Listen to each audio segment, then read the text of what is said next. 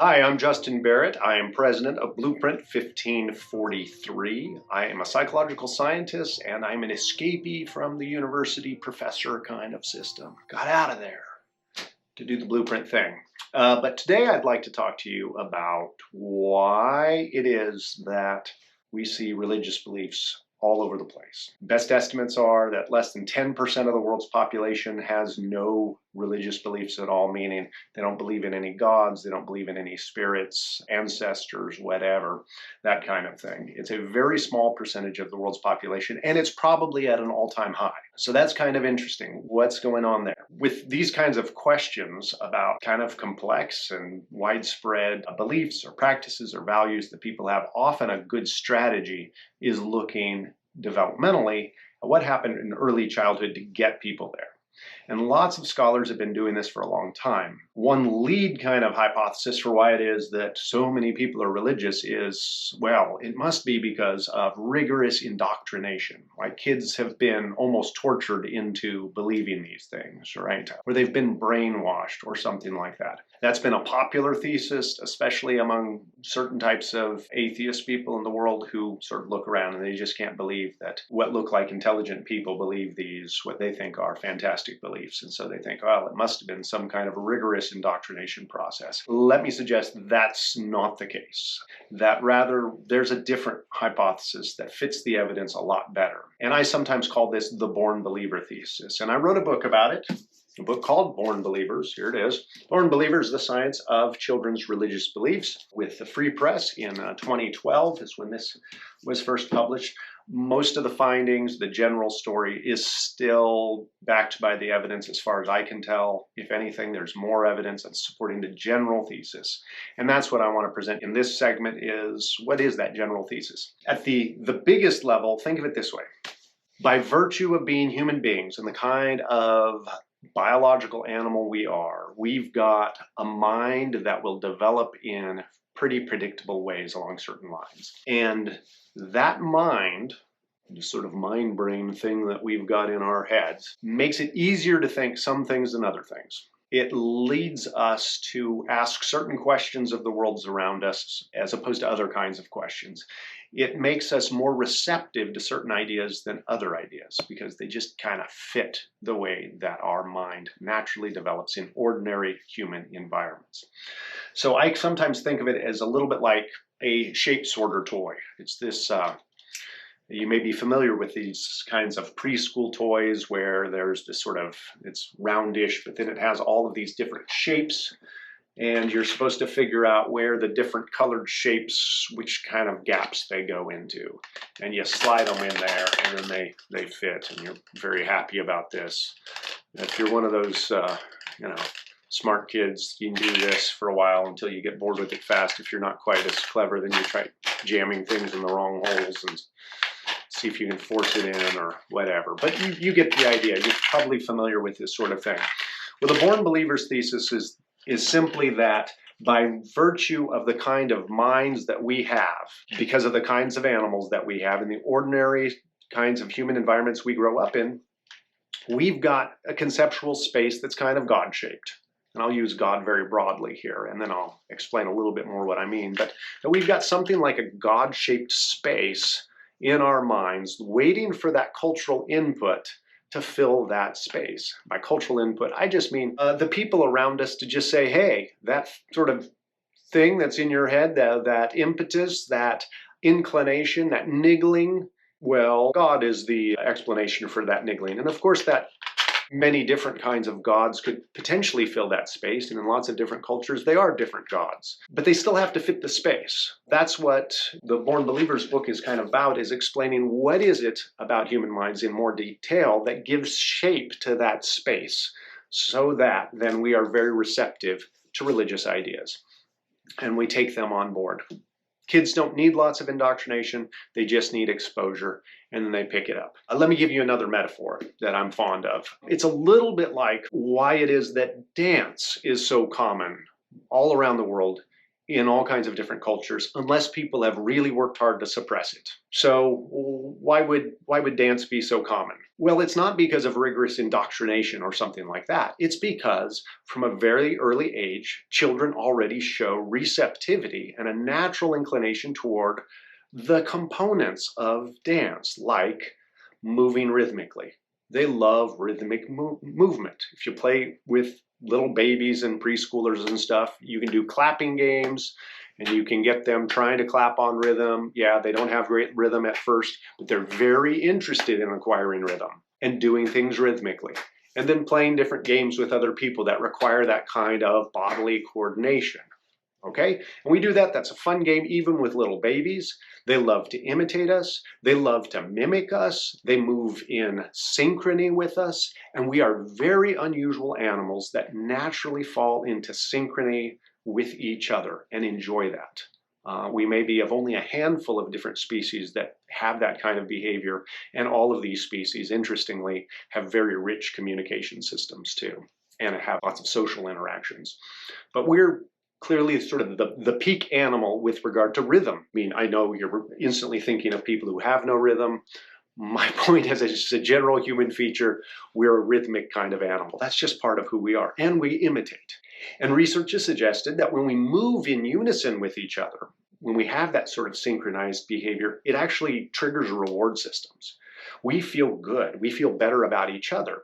And so we really enjoy, from a very early age, we really enjoy rhythmic moving with each other. And so you've probably experienced, you can turn on music, especially one that has a really nice beat, with little kids, and they just start dancing to it. Or something that looks a little bit like dancing, maybe like drunk dancing in a mosh pit or something like that. But they'll start doing it, and they have a great time doing it, and especially if you do it with them. They have all the building blocks for dance. It's part of just human nature, and all it takes is the right little environmental triggers, music, other people doing a little bit of something that looks rhythmic and dance-like, and they just jump right in. They're kind of born dancers. It doesn't mean that every kid, of course, grows up to be a professional dancer, or will get on the dance floor at their cousin's wedding or something like that. Some are a little bit shy and so forth, but that's not the point. The point isn't that each and every individual will be a dancer, is that by human nature as groups, we will tend to develop dance because it just resonates with our psychology in a deep way.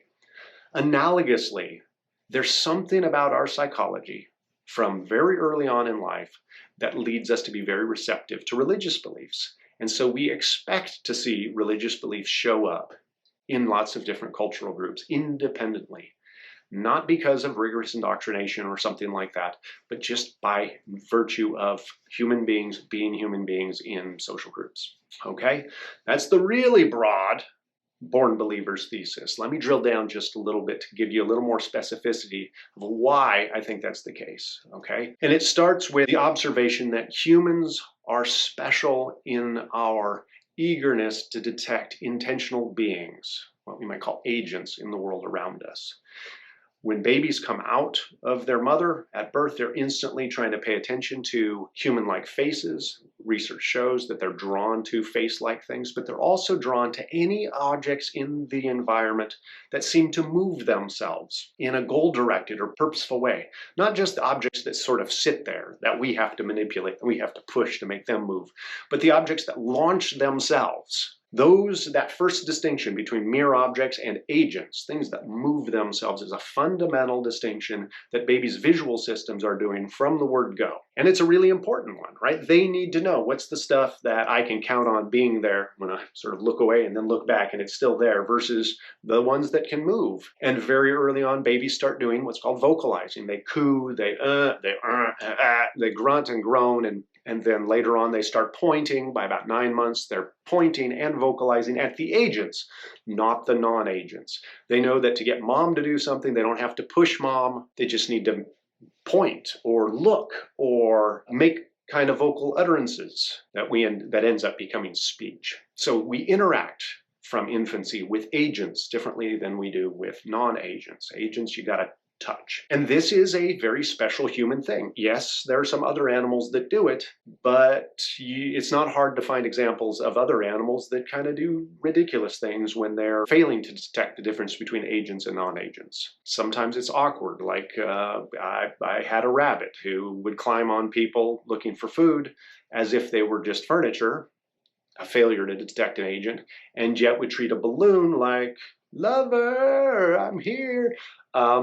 Because it's the right size and shape to trigger its, oh, hey, you must be a rabbit kind of system. In humans, that would be really embarrassing and awkward, right? If our agency detection system got things that wrong as a normal course. Now, there are people with certain pathologies who do get that kind of thing wrong. There are people on the autism spectrum who sometimes, especially severe autistics, will often treat people like furniture. That is, they seem to fail to detect that humans have this agency and that we interact with them in a different sort of way, okay? But as a general rule of thumb, humans are really great at figuring out where the agents are and where the non-agents are. And it's really adaptive. It's really useful to us as a species because we're so deeply social and we're so dependent on learning from each other, acquiring skills from each other. And again, this starts very early in infancy. Human infants are born kind of premature, right? I mean, you've kind of noticed that. They, unlike, say a horse or a deer who is walking within minutes, human baby plops out and they just kind of sit there and squirm at best, soil themselves and scream and just kind of look nasty for a while. Well, that's because they've been born premature in some ways. In order for their giant noggins to get out of the birth canal, they have to be born early and with a very flexible skull. The trade-off is they have lots of time to acquire new knowledge, new insights, new perspectives socially, from the people around them. And so in those first couple of years where they're sort of catching up with other mammals, they're feeding their brain socially with all of this social information. But to do that, you've got to pick out in the environment, well, who are those social beings, those agents, and how do I interact with them effectively? And so we know that even by the time kids are about 9 months old, they are interacting very differently between agents and non-agents, and that seems to scaffold or build up their ability to socially learn what the meaning of words are, how I behave in certain environments, how do I manipulate other kinds of things. I'm learning it from other people. I don't have to do all the exploration myself and figure it all out for myself. Okay, that's basic infant development kind of stuff. But what's kind of interesting about the human agency detection system is that it's flexible. There is research that suggests that it can be triggered by not just humans, not just other animals, but even, say, two-dimensional objects, colored discs moving around on a screen, for instance. If they're launching themselves and moving in a contingent way, so they don't have to bang into each other like billiard balls, but they can kind of, one gets close and then the other one scurries away, and then this one moves over there, and that one moves over there. That kind of motion triggers that agency detection system, even though those things don't look like humans. And very shortly thereafter, we've got strong reason to think that babies are very good. I'm sorry, I should have said that's, that kind of thing. It looks like it's in place by 5 months old. Shortly thereafter, we've got good evidence that babies are also recognizing that agents can leave, disappear, and reappear. And they're doing stuff when I can't see them. Well, that's important. In fact, I don't need to see agents in order to even vocalize at them. I can call mom when she's in the other room and she'll come to me. I can get mom to bring me things when I'm a little bit older, even though I can't see her. I can interact with agents that I can't see. Now, it's hard to get this kind of evidence of little kids, but later in child development, then we're getting more evidence of things like they spontaneously invent imaginary friends, invisible friends that they can't see, but that they believe exist sort of on a certain level. It's really common. This isn't a huge Herculean feat, and it's not indoctrinated, right? In fact, it's the kind of thing that parents often are embarrassed about. Why is my kid talking to people who aren't here? This is uncomfortable. But it's a normal thing. Estimates are like half or more of kids have these kinds of imaginary friends. And why am I bringing up imaginary friends? I'm bringing them up because it shows that children have the capacity, even when they're, say, 3 years old, to think about beings that they can't see and to attribute to them rich mental states. Beliefs, desires, perceptions, motivations, personalities, even at 3 years old. They've got all the conceptual equipment for thinking about beings that I can't see right now, or beings that maybe I've never been able to see. Okay, so they've got the equipment to think about gods and spirits and ancestors and so forth. All right, by age 3, easily. But of course, having the equipment to think about these sort of religious beings, if you will, is different than believing in them. So why would they be motivated to believe in them? Well, that gets to be more complicated. Part of belief is socially acquired. Well, I see that mom and dad believe these things. Sure, that encourages my belief. But they can also believe things that mom and dad are not so sure about. In fact, sometimes mom and dad oppose. When I started working on the Born Believers book, I had lots of conversations with developmental psychologists and parents, and I started getting these really fun stories from even parents who were in secular environments, who were atheists themselves, raising their atheist children, and their 4-year-old coming up and telling them about God and things like that. And they're like, what the heck happened here? Why is my kid talking to me about God? And it's not because the parents said, you've got to believe this stuff. In fact, if anything, the parents said the opposite. And yet the kids are picking up these beliefs very easily. Why? I should say, it's not clear they're just picking them up. In some cases, it sounds like they're inventing them. They've heard the word God and they're just attaching it to things. Because as one colleague shared with me, his daughter thought God was an invisible woman who was everywhere all the time, which is not exactly religious orthodoxy anywhere, as far as I can tell, and certainly not where he was living. So it's not like this 4-year-old girl picked this up on the streets, as kids do, in the corner theologizing or something like that. But it seems like the child cobbled this together. So where's that coming from? Well, we don't know all the details yet, but some of the details seem to be things like there's strong evidence that your typical 3- and 4-year-old looks around the world and they see design and purpose in the natural world. So they've got this intuition, if you will, that if you see a mountain or a river or a tree, those things are here for a reason, for a purpose. Features of them are designed, in a sense, for a reason. And I'll just read one quick sort of example of one of these studies from Deborah Kellerman, who has made a wonderful career out of studying children's reasoning about natural things. She has called this teleofunctional reasoning, big word that just means they think about the ends, the purposes, or the design of natural things. And here's an example of one of her early studies. She presented 4- and 5-year-old children with a picture of a natural thing, like say a tiger, or a woman, or a baby, or a cat, or an earlobe, or a lion leg, or a cloud, or an iceberg, a mountain, all kinds of different things. And then pictures of Jane and Ben, 2 fictitious children. And then the children heard a text like this. See this? This is a tiger. Ben says a tiger is made for something. It could be that it's made for eating and walking and being seen at the zoo, or it could be that it's made for other things, but Ben is sure that a tiger is made for something, and that's why it's here. Jane says that is silly. A tiger isn't made for anything. Even though it can eat and walk and be seen at the zoo, it's not what it's made for. They're just things it can do or people can do with it. Jane is sure that a tiger can do many things, but they aren't what it's made for, and they aren't why it's here. Now here's the kicker. Then the experimenter would ask, point to who you think is right. Ben, who thinks a tiger is made for something, or Jane, who thinks that's silly because a tiger isn't made for anything. Okay, in this kind of a study, 4- and 5-year-old children, in this case, this specific study was done with American children, they were just as likely to agree that the natural objects and the living things were made for a purpose as they were for human-made objects like watches. Okay, did you catch that? They thought that a tiger is made for something, just like a watch, at 4 and 5 years old. They seem to extend this idea that things have purposes even to natural living things and natural non-living things.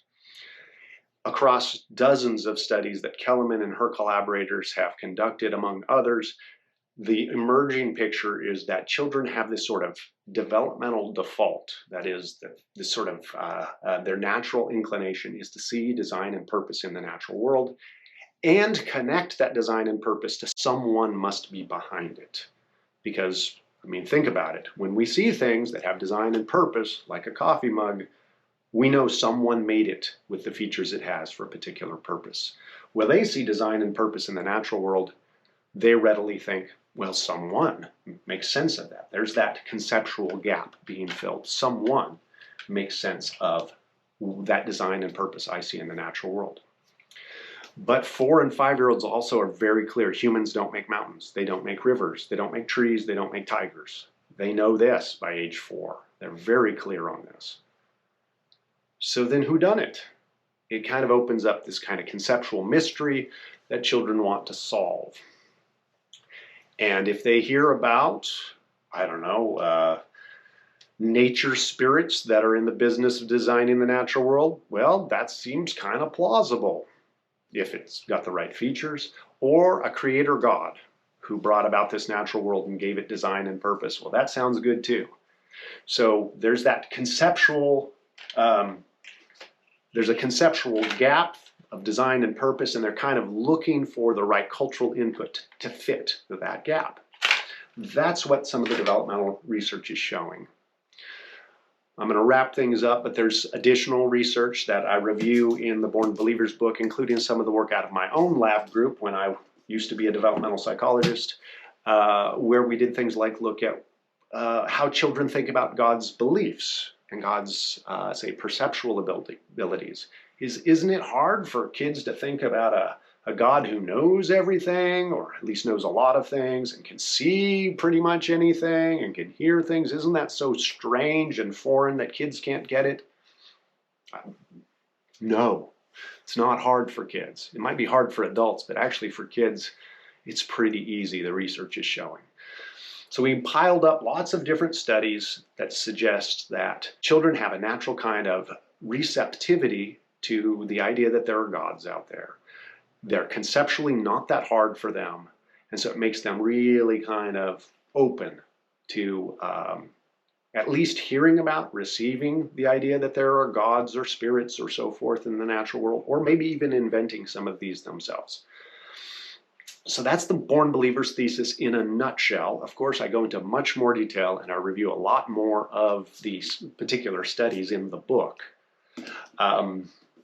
But I wanted to give you a little bit of a taster, hopefully to pique your interest. In another installment, another video and audio, I will talk a little bit about what the implications of this might be for, say, introducing your kids to religious concepts. But for now, I just want to impress upon you that children naturally develop with a certain kind of conceptual framework that makes some ideas easier to think than others. It turns out that some of those easy ideas to think about are those ideas that we call religious, and that helps account for why they are so widespread across cultures and have been with us throughout human history. Religious belief is kind of natural in the sense that it's just an outgrowth of the way that human minds develop in ordinary human environments. Thanks for joining me. If you're intrigued, if you want to know more, leave us comments, subscribe, like, and keep coming back and give us suggestions about some of the topics that you'd like to hear me talk about. I'm Justin Barrett, and thanks for joining me.